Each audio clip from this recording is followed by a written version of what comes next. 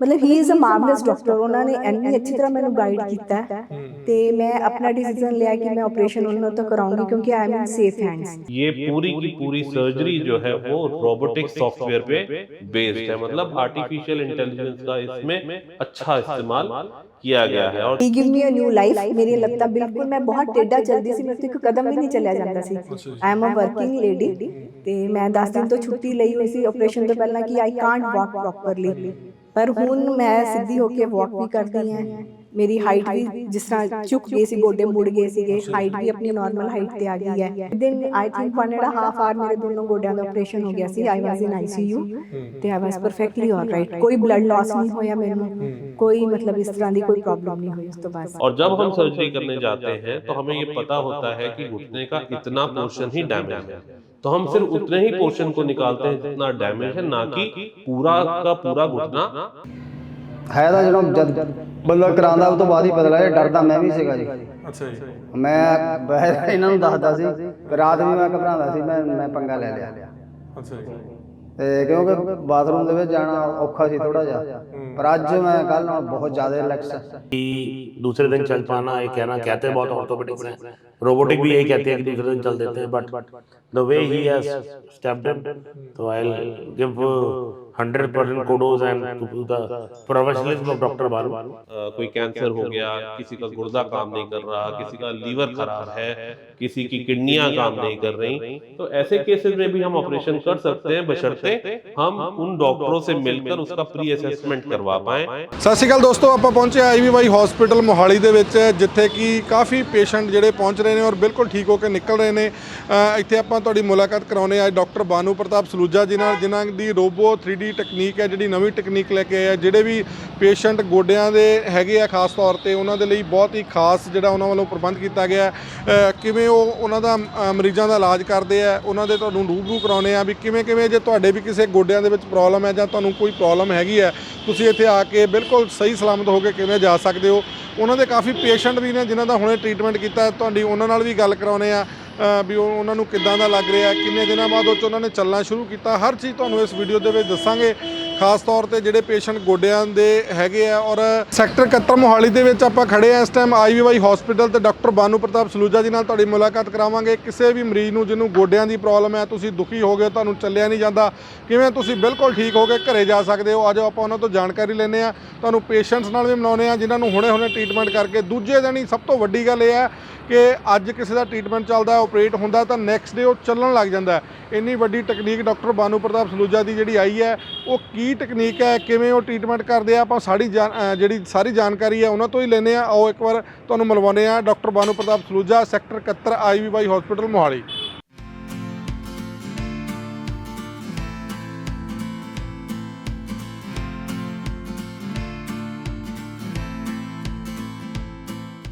दोस्तों हम पहुंचे हुए हैं IVY हॉस्पिटल मोहाली सेक्टर 71 में, जहां पे डॉक्टर बानू प्रताप सलूजा जी से आपकी मुलाकात करवा रहे हैं। जैसे अभी हमने आपको बताया कि रोबो 3D टेक्निक है, जो घुटनों में जिनको तकलीफ़ है और मिनटों में ठीक हो रहा है पेशेंट। अब हमने अभी बात भी की, पेशेंट का खुद बोलना है भी 6 घंटे बाद वो अपने चल फिर सक रहे हैं और बहुत ही अच्छे तरीके से उनका ट्रीटमेंट कैसे हो रहा है। डॉक्टर बानू प्रताप सलूजा की जो टेक्निक है रोबो 3D, इसके बारे में हम आपको जानू करवाते हैं। तो हमारे साथ हैं डॉक्टर बानू प्रताप सलूजा। नमस्कार सर।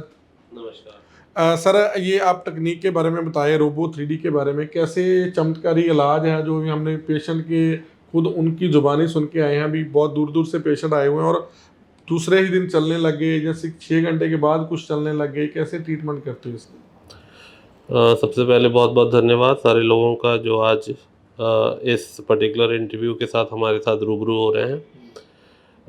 पिछले 17 साल से मैं कंटिन्यूसली घुटने और कूल्हों के क्षेत्र में काम कर रहा हूं और तकरीबन 20,000 सर्जरियां जो है मैंने अब तक की हैं। तो जो मैंने अपनी इस जर्नी में सीखा है कि घुटने के रोग से लोग ज़्यादा पीड़ित होते हैं, उसके कई कारण भी हैं जिसकी वजह से लोग हमारे पास घुटने की समस्या लेकर आते हैं। उनकी दिनचर्या, उनका लाइफस्टाइल, उनका खान पान, उनकी हेरिडिटरी प्रॉब्लम्स, उनका बहुत सारा वर्ग ऐसा है जो एक्सीडेंट्स के दौर से गुजर जाता है, जिसकी वजह से घुटने पे इम्पैक्ट आता है और घुटने ख़राब हो जाते हैं, और फिर वो पेशेंट्स हमारे पास ये समस्या लेकर आते हैं। तो जब हम पुराने टाइम में ये सर्जरी करते थे तो हर पेशेंट की जो समस्या होती थी कि सर्जरी बहुत ज़्यादा समय लेती थी, पेशेंट 3-3 4-4 दिन आईसीयू में रहता था, ब्लड लॉस बहुत होता था, चीरे लंबे लगते थे, आईसीयू में रखना पड़ता था, रिकवरी जो है तकरीबन 2-3 महीने ले लेती थी, और उसके बाद भी पेशेंट कहता था कि मेरा दर्द अभी भी सर्जरी के बाद बना हुआ है, अभी तक मैं पूरा ठीक नहीं हो पाया। लेकिन साइंस और डॉक्टरों ने निरंतर इस पे काम किया, और आज वो स्थिति आ गई है जहां हम बड़े गर्व के साथ कह सकते हैं कि अब हमारा पेशेंट इस नई टेक्निक के साथ मिनटों में खड़ा होकर अपनी नॉर्मल लाइफ की तरफ जा सकता है। अब एक्चुअली में रोबो 3D क्या है? रोबो 3D एक 2 टेक्नोलॉजी का मिश्रण है। रोबो वर्ड जो है वो रोबोटिक्स से लिया गया है, क्योंकि ये पूरी की पूरी सर्जरी जो है वो रोबोटिक्स सॉफ्टवेयर पे बेस्ड है, मतलब आर्टिफिशियल इंटेलिजेंस का इसमें अच्छा इस्तेमाल किया गया है। और 3D क्यों बोलते हैं? क्योंकि हम घुटने का 3D CT scan actual surgery करने से पहले करा लेते हैं। 3D CT स्कैन का मतलब होता है कि त्रिकोणीय विजन के साथ हम आपके घुटने का एक ढांचा CT स्कैन में क्रिएट करते हैं, फिर उस CT स्कैन को हम अपने रोबोटिक सॉफ्टवेयर में डालते हैं, और रोबोटिक सॉफ्टवेयर उस पूरे नी की एक वर्चुअल इमेज अपने सॉफ्टवेयर में क्रिएट करता है, और उसकी अपनी टेक्नोलॉजी के साथ उसकी सर्जरी उस सॉफ्टवेयर पे पहले ही कर ली जाती है। कहने का मतलब कि आप इसको ऐसे समझिए कि कल हमारी सर्जरी है तो हमारा रिजल्ट सर्जरी के टाइम हमारे पास ही है, क्योंकि सर्जन एक दिन पहले ही वो सर्जरी अपने सॉफ्टवेयर पे कर पा रहा है। तो आपके घुटने का साइज़ क्या है, आपके घुटने का कितना पोर्शन डैमेज है, वो पोर्शन का एनालिसिस वो सॉफ्टवेयर करता है।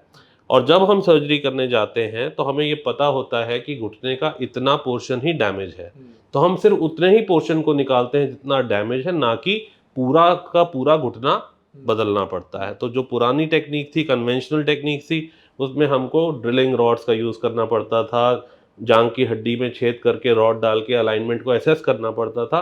अब वो सब उसमें नहीं है। इसी वजह से सर्जरी मात्र 10 मिनट की हो गई, मांसपेशियों को बिल्कुल नहीं छेड़ा गया, हड्डी का काटा पीटी इसमें ख़त्म हो गया, उतने ही पोर्शन को निकाला जितना डैमेज है, पेशाब की नली नहीं पड़ी, खून की नली नहीं पड़ी, रीढ़ की हड्डी में बेहोशी वाला जो पाइप डालते हैं उसको भी डालने की कोई ज़रूरत नहीं है। 3 से 4 घंटे में पेशेंट खड़ा हो सकता है, अपने परिवारजनों के बीच अपने रूम में वापस जा सकता है, अगले दिन से वॉकर के बगैर चल सकता है, सीढ़ी चढ़ सकता है। टाँके खुलवाने के लिए उसको आना नहीं पड़ता, क्योंकि हमारे पास पेशेंट यहाँ से नहीं बाकी सारे शहरों से आते हैं। कोई यूपी से आ रहा है, कोई राजस्थान से आ रहा है, कोई कलकत्ता से आ रहा है, कोई झारखंड से आ रहा है। तो ऐसे दूर से आने वाले लोगों के लिए समस्या ही नहीं है कि अब तो आंखें खुलवाने हम कहाँ जाएं।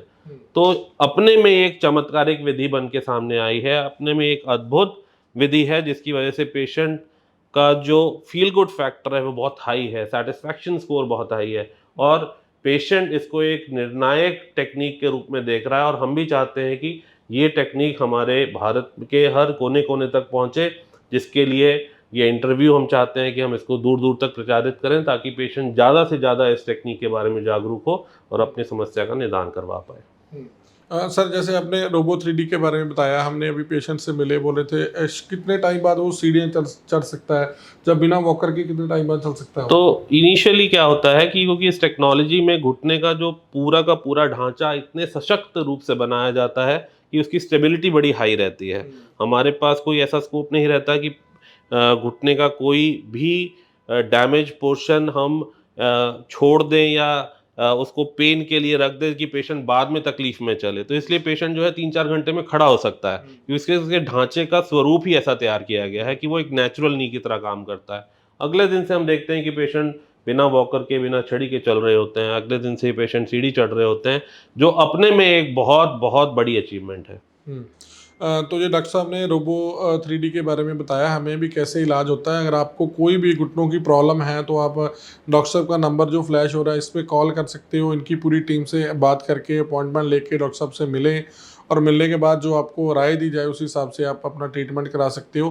और सर जैसे पहले काफ़ी टाइम हम देखते हैं, काफ़ी टाइम से ये ट्रीटमेंट शुरू हुआ है, गोडे बदले जाएंगे, ज़्यादातर वर्ड यही यूज़ होता है भी जो घुटनों के नहीं जो बदले जाएंगे, नए नए डलवा लो। अभी ये अभी आपका कहना है भी इसमें पूरा नहीं चेंज होगा, सिर्फ जितना खराब है उतना चेंज होगा। इसके बारे में बताइए भी इतना उसको जो जो पुराना रह गया वो कैसे उसके साथ हो सकता है पूरा। हम ये वर्ड हम आजकल यूज़ कर रहे हैं कि ये दौर जो है वो रिप्लेसमेंट टू रीसर्फेसिंग का दौर है।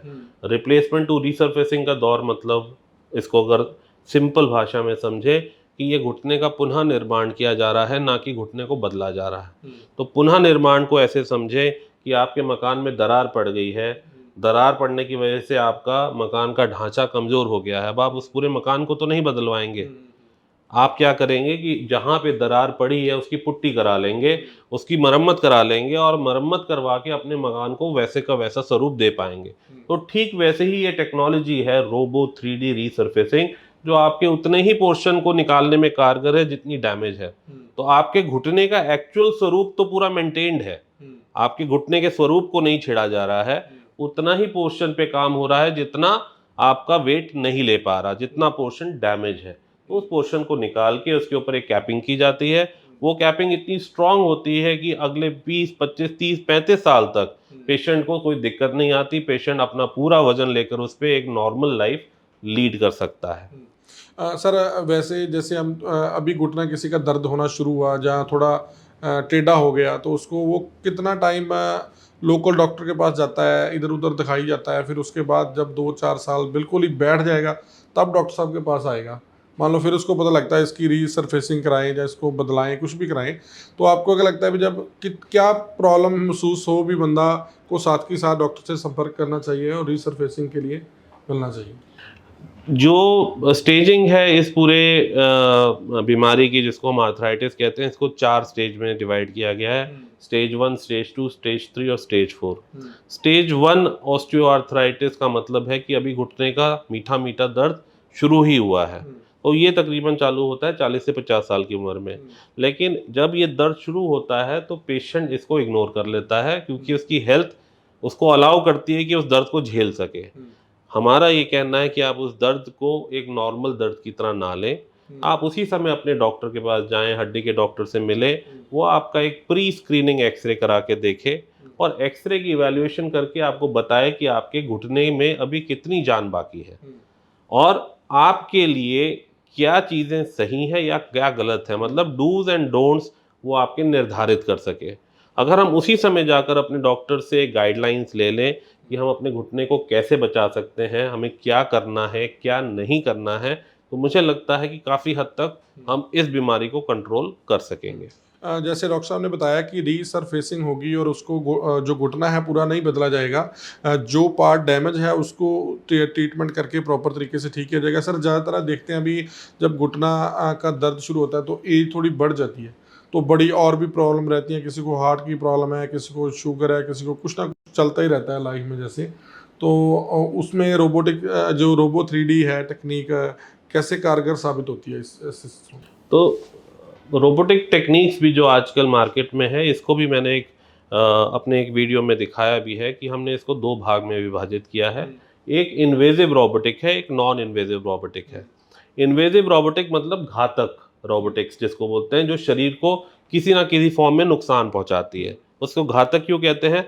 क्योंकि उस पूरी टेक्नोलॉजी को प्रोसेस करने के लिए ऑपरेशन के दौरान हमें कुछ ऐसी क्रियाएं करनी पड़ती हैं जो शरीर को नुकसान पहुंचाती है। जैसे जब हम इन्वेजिव रोबोटिक्स का यूज़ करते हैं तो हमको मल्टीपल पिन्स का यूज़ करना पड़ता है, हमें पिन्स को हड्डी के अंदर इंस्टॉल करना पड़ता है। उस पिन को इंस्टॉल करके हम ट्रैकर सिस्टम के साथ अटैच करके फिर रोबोटिक सिस्टम तक जाते हैं, फिर वो आपकी पूरी की पूरे असेसमेंट, नी का असेसमेंट वो रोबोटिक सॉफ्टवेयर कर पाता है। तो मुझे लगता है कि इन्वेजिव रोबोटिक्स से बेटर नॉन इन्वेजिव रोबोटिक है, जिसमें हम एक सीटी स्कैन का यूज़ करते हैं और उससे हम आपकी एक वर्चुअल सर्जरी पहले कर लेते हैं, जिसमें हमें फिर पिन्स और ट्रैकर्स को डालने की कोई ज़रूरत नहीं पड़ती और ये उससे कहीं ज़्यादा कारगर है। क्यों कारगर है? क्योंकि जो पिन्स का साइट है वहाँ पे हमें होल नहीं हो रहा, जहाँ पे पिन साइट इन्फेक्शन के चांसेस नहीं बन रहे, पिन साइट फ्रैक्चर के चांसेस नहीं बन रहे। अब जो आपने बातें की कि जिनको शुगर है, डायबिटीज़ है, हाइपरटेंशन है या कोई और अन्य बीमारी है। तो इसको ऐसे समझिए कि अगर हम नॉन इन्वेजिव रोबोटिक की तरफ जाते हैं, जैसे हम रोबो 3D की बात कर रहे हैं, तो ये सर्जरी का दर, जिसका सर टाइम काफ़ी कम हो गया। तो ऐसे पेशेंट जिनको कुछ बीमारियां हैं, तो लेस ड्यूरेशन ऑफ सर्जरी की वजह से शरीर का एक्सपोजर एनेस्थीसिया की तरफ, सर्जिकल टाइम की तरफ उतना ही कम होगा। तो ऐसे लोगों पे ये सर्जरी इमीडिएटली की जा सकती है। हाँ, कुछ ऐसे पेशेंट्स हैं जिनकी बीमारी काफ़ी एडवांस है, जैसे किसी को कोई कैंसर हो गया, किसी का गुर्दा काम नहीं कर रहा, किसी का लीवर खराब है, किसी की किडनियां काम नहीं कर रही, तो ऐसे केसेस में भी हम ऑपरेशन कर सकते हैं, बशर्ते हम उन डॉक्टरों से मिलकर उसका प्री असेसमेंट करवा पाएँ और प्री असेसमेंट में हम रिस्क स्ट्रैटिफिकेशन कर सकें कि सर्जरी से पहले इसका रिस्क कितना है। अगर वो स्ट्रैटिफिकेशन का दर बहुत कम है तो ऐसे पेशेंट में भी ये टेक्निक एक अद्भुत टेक्निक की तरह काम कर रही है, क्योंकि इसकी सर्जिकल टाइम बहुत कम है, 10-12 मिनट में ही सर्जरी ख़त्म हो जा रही है। तो जो एनेस्थीसिया का इम्पैक्ट है शरीर में, उसका भी इम्पैक्ट कम पड़ रहा है और पेशेंट सेफली बाहर आ पा रहा है। तो अभी हम आपको उन पेशेंट से मिलाएंगे जिनका अभी ट्रीटमेंट हुआ है, वो कैसे महसूस कर रहे हैं, कितना टाइम लगा, कितने टाइम से वो इस प्रॉब्लम से जूझ रहे थे। डॉक्टर साहब, आपने हमें ये कि अपना कीमती समय दिया, बहुत बहुत धन्यवाद आपका भी। आपका भी बहुत बहुत धन्यवाद सर। और मुझे लगता है कि ये पर्टिकुलर इंटरव्यू लोगों में एक अच्छी जागरूकता लेकर आएगा, लोगों को ये क्लियरिटी के साथ समझ में आएगा कि इस टेक्नोलॉजी का क्या फ़ायदा, क्या बेनिफिट उन्हें मिलने वाला है। अगर किसी भी पेशेंट को या किसी भी ऐसे दर्शक को लगता है कि ये सुनने के बाद भी उनकी नॉलेज अधूरी रह गई है, उनको समझ में नहीं आया है, तो वो हमसे ज़रूर मिल सकते हैं। मैं यहाँ पे सोमवार से शनिवार 10 से 5 मिलता हूँ। IVY हॉस्पिटल सेक्टर 71 पंजाब का एक सबसे बड़ा हॉस्पिटल नेटवर्क है। हमारे 6 हॉस्पिटल पूरे पंजाब में हैं। जिस भी पेशेंट को कभी भी लगे तो जो नंबर्स आपके स्क्रीन पे रिफ्लेक्ट हो रहे हैं, आप उन नंबर्स पे कॉल करके कभी भी अपॉइंटमेंट ले सकते हैं और अपनी पहली कंसल्टेशन फ्री में हमारे साथ करा सकते हैं। इस फ्री कंसल्टेशन में आपको पूरी तरीके से जागरूकता दी जाएगी कि कैसे हम दूसरी टेक्नोलॉजी से बेहतर हैं, कैसे हम उनसे एडवांस हैं और कैसे आपको इसका फ़ायदा पूर्ण रूप से मिल सकता है। नमस्कार। मेरा नाम रुपिंदर कौर। ਕਿੱਥੋਂ ਆਏ ਹੋ? मैं मोहाली 9 फेज तो सर। ਮੋਹਾਲੀ ਤੋਂ। हाँ जी सर। ਤੇ ਕਿੱਦਾਂ ਕੀ ਪ੍ਰੋਬਲਮ ਸੀ ਤੁਹਾਨੂੰ? ਸਰ ਮੇਰੇ ਨੀਜ਼ 'ਚ ਬਹੁਤ ਜ਼ਿਆਦਾ 5-6 ਮਹੀਨੇ ਤੋਂ ਪ੍ਰੋਬਲਮ ਆ ਰਹੀ ਸੀਗੀ ਠੀਕ ਹੈ ਜੀ। ਤੇ ਆਈ went to so many doctors, Sohana, PGI and that. ਫਿਰ ਸਾਨੂੰ ਕਿਸੇ ਨੇ ਡਾਕਟਰ ਸਲੂਜਾ ਭਾਨੂ ਪ੍ਰਤਾਪ ਸਰ ਦਾ ਨਾਮ ਦੱਸਿਆ। I went to him. ਮਤਲਬ he is a marvellous doctor. ਉਹਨਾਂ ਨੇ ਇੰਨੀ ਅੱਛੀ ਤਰ੍ਹਾਂ ਮੈਨੂੰ ਗਾਈਡ ਕੀਤਾ ਤੇ ਮੈਂ ਆਪਣਾ ਡਿਸੀਜਨ ਲਿਆ ਕਿ ਮੈਂ ਆਪਰੇਸ਼ਨ ਉਹਨਾਂ ਤੋਂ ਕਰਾਉਂਗੀ, ਕਿਉਂਕਿ I am in safe hands and he is a very generous person, nice person. ਔਰ ਉਹਨਾਂ ਨੇ ਇੰਨੀ ਅੱਛੀ ਤਰ੍ਹਾਂ ਮੇਰਾ ਆਪਰੇਸ਼ਨ ਕੀਤਾ ਔਰ 3D ਰੋਬੋਟਿਕ ਜਿਹੜੀ ਸਰਜਰੀ ਦੀ ਟੈਕਨੀਕ ਅਪਣਾਈ ਹੈ। ਨੋ ਬਲੱਡ ਲਾਸ, ਸਟਿਚਲੈਸ ਸਾਰਾ ਕੁਝ ਹੋਇਆ। ਔਰ ਸੈਕਿੰਡ ਡੇ ਕੱਲ ਮੈਨੂੰ ਜਿਸ ਤਰ੍ਹਾਂ ICU ਚੋਂ ਸਵੇਰੇ ਸ਼ਿਫਟ ਕੀਤਾ ਗਿਆ ਤੇ ਵਾਕ ਕਰਕੇ ਮੈਂ ਰੂਮ 'ਚ ਆਈ ਹਾਂ ਸਰ। ਤੇ ਮਤਲਬ ਔਰ ਸਰ ਦੀ ਟੀਮ ਔਰ ਸਰ मतलब they are very caretakers. मतलब इतनी अच्छी केयर करते हैं वो टीम, बार बार आके पूछती है। डॉक्टर्स ऐश्वर्या मैम है, मनीष सर है, शिवानी मैम है। मतलब team is marvellous and I am in safe hand sir. सीधी जी गल है। And he give me a new life. मेरी लत्तां बिल्कुल, मैं बहुत टेढ़ा चलती सी, मेरे तो एक कदम भी नहीं चलिया जाता सी। I am a working lady ते मैं 10 दिन तो छुट्टी ਲਈ ਹੋਈ ਸੀ ਆਪਰੇਸ਼ਨ ਤੋਂ ਪਹਿਲਾਂ ਕਿ आई कांट वॉक प्रॉपरली। पर ਹੁਣ ਮੈਂ ਸਿੱਧੀ ਹੋ ਕੇ ਵਾਕ ਵੀ ਕਰਦੀ ਹਾਂ। ਮੇਰੀ ਹਾਈਟ ਵੀ ਜਿਸ ਤਰ੍ਹਾਂ ਝੁਕ ਗਈ ਸੀ, ਗੋਡੇ ਮੁੜ ਗਏ ਸੀਗੇ, ਹਾਈਟ ਵੀ ਆਪਣੀ ਨਾਰਮਲ ਹਾਈਟ ਤੇ ਆ ਗਈ ਹੈ। ਵਿਦਆਊਟ ਪੇਨ ਮੈਂ ਵਾਕ ਕਰਨਾ ਸਰ ਚੱਲਦੀ ਹਾਂ। ਤੇ ਮਤਲਬ ਕਦੋਂ ਤੋਂ ਚੱਲ ਰਹੀ ਹੈ ਪ੍ਰੋਬਲਮ ਤੁਹਾਨੂੰ? ਸਰ ਇਹ ਮੈਨੂੰ 6 ਮਹੀਨੇ ਹੋ ਗਏ ਸੀਗੇ। 6 ਮਹੀਨੇ। ਹਾਂਜੀ, ਪਰ ਪਹਿਲਾਂ ਸੋਚਿਆ ਕਿ ਵੈਸੇ ਹੀ ਦਰਦ ਹੈ ਜਾਂ ਕੁਛ ਹੈ, ਟਾਈਫਾਈਡ ਹੋ ਕੇ ਹਟਿਆ ਸੀ। ਲੇਕਿਨ ਹੁਣ 2 ਮਹੀਨਿਆਂ ਤੋਂ ਜ਼ਿਆਦਾ ਪ੍ਰੋਬਲਮ ਸੀਗੀ। ਅਸੀਂ ਕਈ ਡਾਕਟਰਸ ਨੂੰ ਦਿਖਾਇਆ, ਹੋਮੋਪੈਥੀ ਵੀ ਲਈ, ਕੋਈ ਕਹਿ ਰਿਹਾ ਸੀਗਾ ਕਿ ਹੋ ਜਾਏਗੀ ਠੀਕ। PGI ਵੀ ਗਏ ਅਸੀਂ। ਐਵਰੀਬਡੀ ਸੁਜੈਸਟਡ ਕਿ ਸਰਜਰੀ ਹੈ, ਪਰ ਸਾਨੂੰ ਕਿਤੋਂ ਸੈਟਿਸਫੈਕਸ਼ਨ ਨਹੀਂ ਹੋਈ ਕਿ we are in safe hands. ਫਿਰ somebody suggested his name, doctor Bhanu Pratap sir ਦਾ। Then we came to him. ਇਹਨਾਂ ਨੇ ਸਰ, ਮੈਂ ਸੱਚੀ ਕਹਿੰਦੀ ਹਾਂ, ਇੰਨਾ ਟਾਈਮ ਮੈਨੂੰ ਕਿਸੇ ਡਾਕਟਰ 1.5 ਘੰਟਾ ਉਹਨਾਂ ਨੇ ਮੇਰੇ 'ਤੇ ਲਗਾਇਆ। ਇੱਕ ਇੱਕ ਚੀਜ਼ ਐਕਸਪਲੇਨ ਕੀਤੀ। ਮਤਲਬ ਜੋ ਮੇਰੀ ਟੈਨਸ਼ਨ ਸੀਗੀਆਂ ਇੱਥੇ ਉਹ ਸਾਰੀਆਂ ਰਿਲੀਵ ਹੋਈਆਂ। ਦੈਨ ਵੀ ਟੁੱਕ ਦ ਡਿਸੀਜ਼ਨ ਕਿ ਅਸੀਂ ਇੱਥੋਂ ਸਰ ਤੋਂ ਆਪਰੇਸ਼ਨ ਕਰਾਉਣਾ। ਐਂਡ ਔਰ ਵਾਕਈ ਹੀ ਕੁਛ ਮੈਨੂੰ ਮੈਡੀਸਨਲ ਪ੍ਰੋਬਲਮ ਸੀਗੀ ਕਿ ਮੈਂ LA ਦੇ ਅੰਡਰ ਮੇਰਾ ਨਹੀਂ ਹੋ ਸਕਦਾ ਸੀ, GA ਦੇ ਅੰਡਰ ਹੋਣਾ ਸੀਗਾ ਆਪਰੇਸ਼ਨ। ਉਹ ਇੱਕ ਵੱਡੀ ਪ੍ਰੋਬਲਮ ਸੀਗੀ ਸਰ ਦੇ ਲਈ, ਮਤਲਬ ਕਿਸ ਤਰ੍ਹਾਂ ਕੰਟਰੋਲ ਕਰਨਾ, ਲੇਕਿਨ marvellous job sir, hats off to doctor ਸਾਹਿਬ ਐਂਡ ਹਿਸ ਟੀਮ ਸਰ। ਮਤਲਬ ਜੋ ਮੇਰੀ ਮੈਡੀਸਨਲ ਦੀ ਕੁਝ ਰਿਐਕਸ਼ਨ ਸੀਗੇ ਉਹ ਸਭ ਕੁਝ ਸੌਰਟ ਆਊਟ ਕਰਕੇ I am perfectly all right now sir. ਇੱਕ ਦੋ ਦਿਨ 'ਚ ਛੁੱਟੀ ਵੀ ਮਿਲ ਜਾਏਗੀ ਮੈਨੂੰ। I am very very happy ਕਿ ਡਾਕਟਰ ਸਾਹਿਬ ਨੇ ਮੈਨੂੰ ਇੱਕ ਨਵੀਂ ਜ਼ਿੰਦਗੀ ਦਿੱਤੀ ਹੈ ਸਰ। ਹਾਂਜੀ ਇਹ ਸਰ। ਜਿਹੜੀ ਨਵੀਂ ਟੈਕਨੀਕ ਡਾਕਟਰ ਸਾਹਿਬ ਨੇ ਰੋਬੋ 3D ਬਾਰੇ ਕੋਈ ਕਿਵੇਂ ਕਹੋਗੇ, ਕਿਉਂਕਿ ਤੁਹਾਡੇ ਨਾਲ ਹੋ ਚੁੱਕੀ ਹੈ? ਹਾਂਜੀ ਸਰ, ਇਹਨਾਂ ਨੇ ਜਿਸ ਤਰ੍ਹਾਂ ਰੋਬੋਟਿਕ ਸਰਜਰੀ ਦੇ ਵਿੱਚ ਤਾਂ ਪਿੰਸ ਲਗਾਉਂਦੇ ਆ ਹੱਡੀਆਂ ਵਗੈਰਾ 'ਚ ਨਾ, ਉਹਦੇ ਨਾਲ ਬ੍ਰਿਟਲ ਹੋ ਜਾਂਦੀਆਂ ਬੋਨ, ਹੋਰ ਹੋਲਸ ਹੋ ਜਾਂਦੇ ਆ, ਫ੍ਰੈਕਚਰ ਦੇ ਚਾਂਸਿਸ ਵਧਦੇ ਆ। ਇਹਦੇ ਲਈ ਮੇਰਾ ਸਿਟੀ ਸਕੈਨ ਕੀਤਾ ਗਿਆ ਤੇ ਉਹ ਪੂਰਾ ਇਹਦਾ ਪੂਰਾ ਉਹਨਾਂ ਦੇ ਕੋਲੇ CD ਆਈ ਹੋਣੀ ਆ ਸਰ ਕੋਲੇ ਕਿ ਕਿੱਥੋਂ ਕਿੰਨੀ MM ਕੀ ਰੀਸਰਫੇਸਿੰਗ ਕਰਨੀ ਹੈ, ਕਿਸ ਤਰ੍ਹਾਂ ਕਰਨਾ ਹੈ। ਤੇ ਮਤਲਬ ਕੋਈ ਮੈਨੂੰ ਪ੍ਰੋਬਲਮ ਨਹੀਂ ਆਈ, ਕੋਈ ਇਨਵੇਸ਼ਨ ਫालतू ਦੀਆਂ ਨਹੀਂ ਹੋਈਆਂ ਵਿੱਚ ਬੋਡੀ ਦੇ। ਔਰ ਵਿਦਿਨ ਆਈ ਥਿੰਕ 1.5 ਆਵਰ ਮੇਰੇ ਦੋਨੋਂ ਗੋਡਿਆਂ ਦਾ ਆਪਰੇਸ਼ਨ ਹੋ ਗਿਆ ਸੀ। ਆਈ ਵਾਜ਼ ਇਨ ICU ਤੇ ਆਈ ਵਾਜ਼ ਪਰਫੈਕਟਲੀ ਆਲ ਰਾਈਟ। ਕੋਈ ਬਲੱਡ ਲਾਸ ਨਹੀਂ ਹੋਇਆ ਮੈਨੂੰ, ਕੋਈ ਮਤਲਬ ਇਸ ਤਰ੍ਹਾਂ ਦੀ ਕੋਈ ਪ੍ਰੋਬਲਮ ਨਹੀਂ ਹੋਈ ਉਸ ਤੋਂ ਬਾਅਦ ਸਰ। मतलब I am very thankful to doctor Bhanu and his team. मतलब they give me a new life sir. हाँ जी sir. I can walk on my legs perfectly all right. That is the main thing for me कि now I can walk like earlier I was walking. ਸਤਿ ਸ਼੍ਰੀ ਅਕਾਲ ਜੀ, ਠੀਕ ਹੋ ਜੀ? ਠੀਕ ਹੈ ਜੀ, ਬਹੁਤ ਵਧੀਆ ਜੀ। ਕਿਹੜਾ ਪਿੰਡ ਹੈ ਜੀ, ਕਿੱਥੋਂ ਆਏ ਹੋ?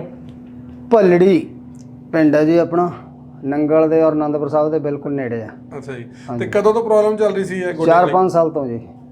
ਅੱਛਾ, ਕੀ ਪ੍ਰੋਬਲਮਸ ਆ ਰਹੀਆਂ ਸੀ ਜ਼ਿਆਦਾ? ਪ੍ਰੋਬਲਮ ਤੁਰਨਾ ਬੜਾ ਔਖਾ ਸੀਗਾ ਜੀ। ਪਹਿਲਾਂ ਉਹਨਾਂ ਪਰ ਟ੍ਰੀਟਮੈਂਟ ਕਰਾਉਂਦੇ ਰਹੇ ਹੋਣੇ ਕਾਫੀ? ਨਹੀਂ ਕੋਈ ਖਾਸ ਨਹੀਂ ਕਰਾਇਆ, ਮਾੜੀ ਮੋਟੀ ਦਵਾਈਆਂ ਲੈਂਦੇ ਰਹੇ ਲੋਕਲ ਪਿੰਡਾਂ ਤੋਂ। ਅੱਛਾ। ਹਾਂਜੀ। ਫਿਰ ਕਿੱਦਾਂ ਪਤਾ ਲੱਗਿਆ ਡਾਕਟਰ ਸਾਹਿਬ ਬਾਰੇ? ਫਿਰ ਇੱਥੇ ਸਾਡਾ ਇੱਕ ਦੋਸਤ ਹੈ ਜੀ ਵੈਸੇ, ਅੱਛਾ ਜੀ। ਉਹ ਕਹਿੰਦਾ ਸੀ ਵੀ ਕਰਾਉਣਾ ਜਾਂ 40 'ਚ ਕਰਾਉਣਾ ਜਾਂ ਇੱਥੇ ਕਰਾਉਣਾ IVI 'ਚ। ਅੱਛਾ ਜੀ। ਫਿਰ ਉਹਨੇ IVI ਚੁਣਿਆ ਉਹਨਾਂ ਨੇ। ਠੀਕ ਹੈ ਜੀ। ਇੱਥੇ ਤੇ ਕਿੱਦਾਂ ਲੱਗਿਆ ਹੁਣ ਤੁਹਾਡਾ ਰੋਬੋ 3D ਜਿਹੜੀ ਟੈਕਨੀਕ ਹੈ ਉਹ ਡਾਕਟਰ ਸਾਹਿਬ ਦੀ ਕਿੱਦਾਂ ਲੱਗੀ ਤੁਹਾਨੂੰ? ਕਿੰਨਾ ਟਾਈਮ ਲੱਗਿਆ? ਹੁਣ ਤਕਲੀਫ ਤਾਂ ਨਹੀਂ ਕੋਈ ਜ਼ਿਆਦੀ? ਹੁਣ ਤਾਂ ਵਧੀਆ ਜੀ। ਹੁਣ ਬਗਾ ਹਾਂ ਹੋਰ ਦੇਖਾਂਗੇ ਕੀ ਬਣਦਾ ਜੀ। ਹੁਣ ਤੱਕ ਵਧੀਆ ਹੈ। ਕਦੋਂ ਹੋਇਆ ਸੀ ਤੁਹਾਡਾ ਟ੍ਰੀਟਮੈਂਟ? 29 ਨੂੰ। 29 ਨੂੰ। ਚਲੇ ਹੋ ਤੁਸੀਂ? ਹੁਣ ਤੁਸੀਂ ਚੱਲ ਫਿਰ ਲਿਆ? ਹਾਂਜੀ। ਦੂਜੇ ਦਿਨ? ਬੋਕਰ ਦੇ ਨਾਲ ਵੀ ਤੁਰਦੇ ਆ ਤੇ ਵੈਸੇ ਵੀ ਡਾਕਟਰ ਸਾਹਿਬ ਨੇ ਇਦਾਂ ਵੀ ਤੁਰਿਆ ਸੀ। ਯਾਨੀ ਕਿ ਤੁਸੀਂ ਦੂਜੇ ਦਿਨ ਤੁਰਨ ਲੱਗ ਗਏ ਹੋ? ਹਾਂਜੀ। ਬਹੁਤ ਵਧੀਆ ਤਕਨੀਕ ਹੈ ਜੀ। ਅੱਛਾ ਜੀ। ਕਿੰਨੇ ਕੁ ਟਾਈਮ ਲੱਗਿਆ ਆਪਰੇਟ ਨੂੰ? ਆਪਰੇਟ ਤਾਂ ਹੁਣ ਸਮਝ ਲਓ 29 ਤੋਂ ਅੱਜ ਤੀਜਾ ਹੀ ਦਿਨ ਹੈ ਜੀ। ਨਹੀਂ ਜਿਹੜਾ ਉਹ ਤੁਹਾਡਾ ਟ੍ਰੀਟਮੈਂਟ ਹੋਇਆ ਕਿੰਨੇ ਘੰਟੇ ਚ ਹੋ ਗਿਆ ਸੀਗਾ ਸਾਰਾ? ਘੰਟਾ 1.5 ਘੰਟਾ ਲੱਗਿਆ ਹੋਣਾ ਜੀ। ਤੁਹਾਨੂੰ ਤਕਲੀਫ ਤਾਂ ਨਹੀਂ ਹੋਈ ਜ਼ਿਆਦੀ? ਨਹੀਂ ਜੀ ਬਿਲਕੁਲ ਨਹੀਂ। ਕੋਈ ਬਲੱਡ ਇਸ ਤਰ੍ਹਾਂ ਨਿਕਲਿਆ? ਨਹੀਂ ਕੁਛ ਨਹੀਂ ਜੀ। ਹਾਂ, ਬਸ ਵਧੀਆ ਤਰੀਕੇ ਨਾਲ ਤੁਹਾਡਾ ਸਾਰਾ ਟਾਂਕੇ ਟੂੰਕੇ ਵੀ ਲੱਗੇ ਹੋਣੇ? ਹੁਣ ਟਾਂਕੇ ਤਾਂ ਲੱਗੇ ਹੋਣੇ ਜੀ ਮੇਰੇ ਖਿਆਲ 'ਚ। ਅੱਛਾ ਜੀ। ਤੇ ਹੋਰ ਜਿਨ੍ਹਾਂ ਦੇ ਗੋਡਿਆਂ 'ਚ ਬੜੀ ਪ੍ਰੋਬਲਮ ਨੇ ਅੱਜ ਤਾਂ 40-50 ਸਾਲ ਤੋਂ ਸ਼ੁਰੂ ਹੋ ਰਹੀ ਹੈ, ਉਹ ਤਾਂ ਹੁਣ ਸਾਰਿਆਂ ਨੂੰ ਇਹੀ ਸਲਾਹ ਦਿੰਦੇ ਜੀ ਵੀ ਨਵੀਂ ਤਕਨੀਕ ਹੈ। ਹਾਂਜੀ। ਵੀ ਚਲੋ ਅੱਗੇ ਤਾਂ ਪਹਿਲਾਂ ਨਹੀਂ ਬਦਲੇ ਜਾਂਦੇ ਸੀ, ਹੁਣ ਜੇ ਤਕਨੀਕ ਆਈ ਵੀ ਹੁਣ ਕਰਾਉਣਾ ਚਾਹੀਦਾ। ਕਿਉਂਕਿ ਜੀਵਨ ਤਾਂ ਤੁਰਨ ਫਿਰਨ ਵਾਲੇ ਆ। ਜੇ ਬੰਦਾ ਫਿੱਟ ਹੈ ਤਾਂ ਜ਼ਿੰਦਗੀ ਹੈ, ਜੇ ਫਿੱਟ ਨਹੀਂ ਹੈਗਾ ਤਾਂ ਫਿਰ ਜ਼ਿੰਦਗੀ ਵੀ ਕਾਹਦੀ।